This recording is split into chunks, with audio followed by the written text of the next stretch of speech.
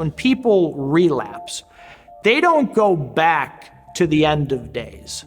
They go back to the beginning when it was fun, when it was easy, when there was no consequences.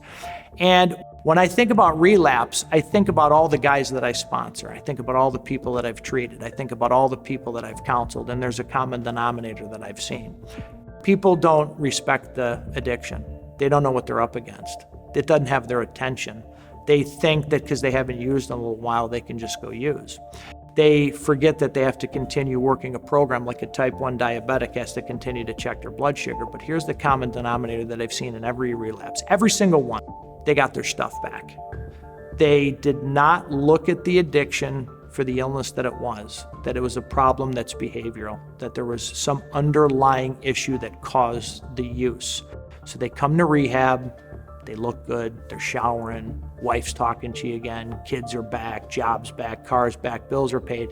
We're going to the gym, people are checking us out, we're on the treadmill, there's Studley, look at me. And all of a sudden, hey, things aren't so bad. We don't go back to the last day before we went to rehab, we go back to the beginning when things were fun.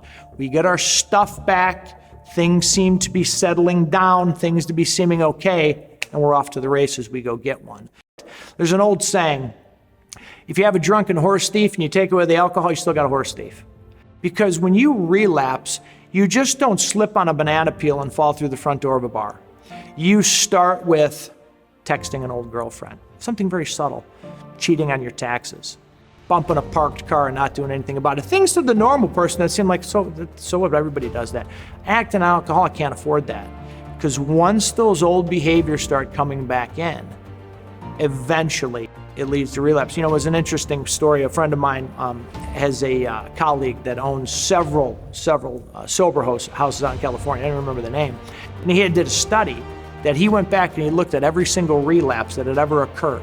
And he found an exact behavior that started with every single relapse. When I tell this to people, they think I'm crazy, but the people stop making their bed.